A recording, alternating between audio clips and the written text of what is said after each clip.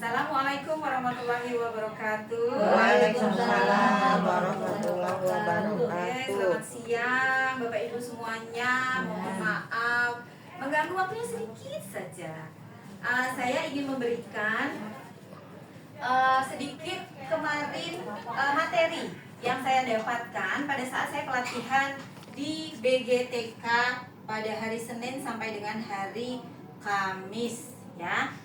Kita belajar mengenai matematika gembira. Nah, apa sih itu matematika gembira? Oke, ya. Nah, sebentar. Sebelum kita bahas mengenai matematika gembira itu, saya ingin bertanya nih sebentar, sedikit saja dengan ibu-ibu semua. Apakah selama ini di sekolah ibu pernah melakukan penjumlahan atau pengurangan dalam kehidupan sehari-hari? Pernah. Pernah, contohnya seperti apa? Belanja, Misalnya beli sayuran. Ada dengan berapa macam, berarti dijumlah. Nilainya berapa, harganya berapa. Itu. Terus bayar beli beras, kembaliannya berapa gitu. Oke, ya, betul. Nah, jadi apa yang selama ini kita lakukan di kehidupan sehari-hari ternyata itu adalah ada korelasinya dengan penjumlahan dan pengurangan. Yes, oke. Nah, itu gembira maksudnya gembira tujuannya dulu ya Bapak Ibu ya. Tujuan di sini adalah memahami arti dari penjumlahan sebagai proses menggabungkan dan pengurangan. Terus lalu yang kedua sebagai proses mencari selisih atau kebalikan dari penjumlahan. Nah, tadi kan gembira. Gembira itu adalah satu, gali dan eksplorasi. Kedua adalah muat konten. Yang ketiga, buat aktivitas. Yang keempat adalah ikuti pemikiran murid. Dan yang kelima adalah rayakan dan akhiri pembelajaran dengan gembira. Ya, Bapak Ibu ya. Oke. Nah, Ya, Bu. ini. Jadi untuk gali dan eksplorasinya yaitu G. Pemilihan konteks yang tepat akan menjadi jembatan konkret menuju pemahaman konseptual, kriteria dalam pemilihan konteks dan proses eksplorasi. Perlu Bapak Ibu perhatikan diantaranya: satu, bermakna dan relevan dengan pengalaman nyata murid. Kedua, mendorong eksplorasi numerasi. Dan ketiga, melibatkan tindakan konkret. Keempat, menumbuhkan minat dan keterlibatan. Yang kelima, kesesuaian dengan konteks lokal. Dan yang keenam, mendukung transisi ke abstraksi konkret ke dalam simbolik. Kita lanjut ya. Nih, contohnya seperti ini. Misalnya ada 8 stik es krim, lalu ditambah kembali sebanyak 4 es krim. Berapa jumlahnya? 12 ya. Jadi mohon maaf Ibu, saya boleh itu busur ya. Spidol, pulpennya yang tadi, maaf ya. Semuanya. Semuanya. Sentok aja, sentok. Mati. Itu lagi dicari.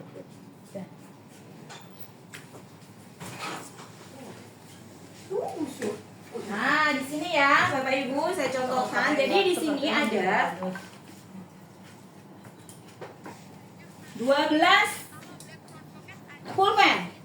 Ya, 12 pulpen. Nah, di sini jadi ada 8 pulpen warna merah ditambahkan dengan 4 pulpen warna hitam. Ya. Jadi jumlah keseluruhan dari pulpen ini adalah 12. Jadi konsepnya sebenarnya adalah kita memberikan pemahaman ke anak-anak melalui media yang bisa mereka pahami.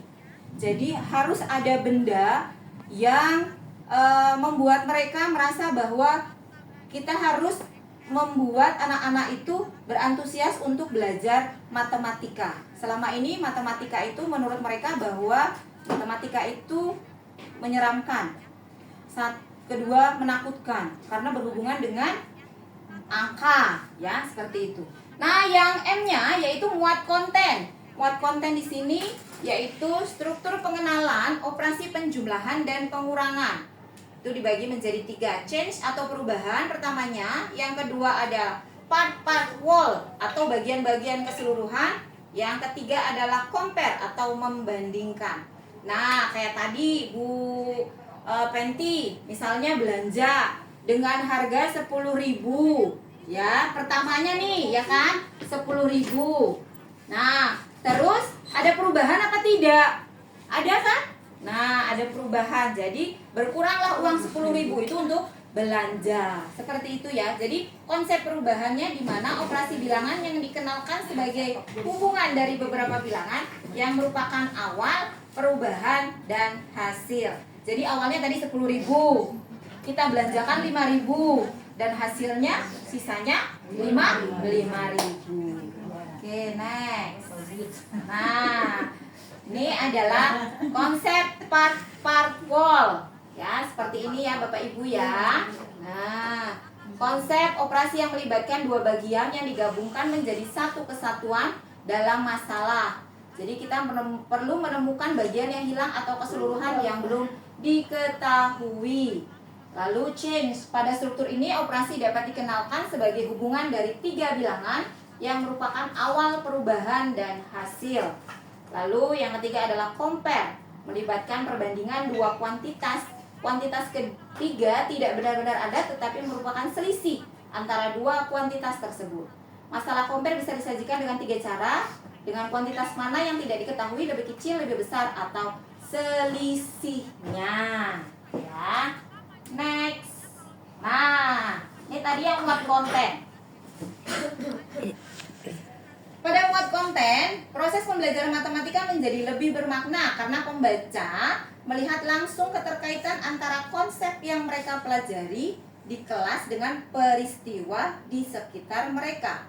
Hal ini sekaligus mengembangkan konsep penerapan dalam situasi nyata maupun kemampuan bernalar.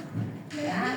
Dengan demikian, konten numerasi yang dimuat dari hasil eksplorasi tidak hanya memperkaya materi pelajaran, tapi juga mendekatkan matematika dengan dunia nyata. Nah, nih seperti ini ya. Ini milik Kenan. Ada berapa kacangnya, Ibu? Ada berapa? 8. Terus kalau milik Jabran ada berapa? 5. Ada 5. Berapa selisihnya?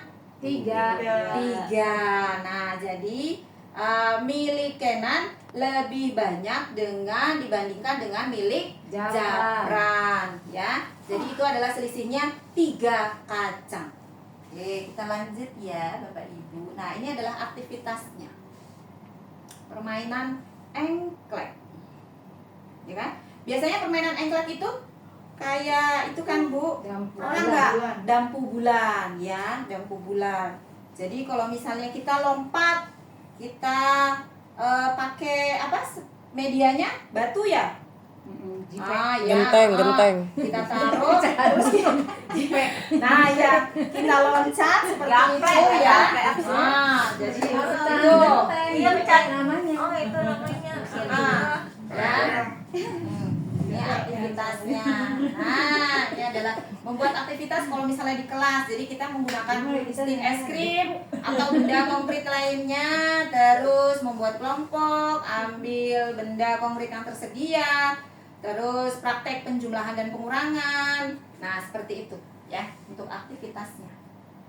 Nah, ini adalah ikuti pemikiran murid. Terkadang ada miskonsepsi nggak, Bu, kalau misalnya di kelas untuk penjumlahan dan pengurangan? Ada apa, Bu Sur? Apa, Bu Sur? Ayo, bagaimana solusinya biasanya? Untuk memberikan pemikiran kepada anak, misalnya penjumlahan dan pengurangan. Terkadang kan kita memberikan soal, tapi anak lain lagi. penalarannya. Jadi bagaimana? Kalau ini selisih biasanya anak gak ngerti selisih itu apa diapain. Oh gitu. Karena biasanya kan selisih. Padahal selisih itu kan tinggal dikurang. Atau Iya. sisa gitu, Iya. makan sisa, Ah. ada sisa. Kita selisih ngomongnya. Oh gitu, ya.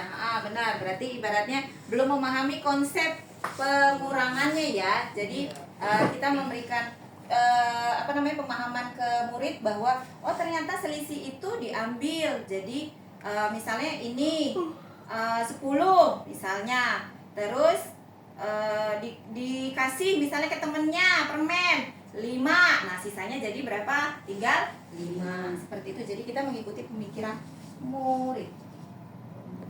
Nah nih apa? Kalau dikuranginnya banyak. Ulangin banyak ya, berarti dia nombok dong berarti ya anaknya. Ya, nih yang Alatnya. nah yang terakhir adalah rayakan dan akhiri pembelajaran.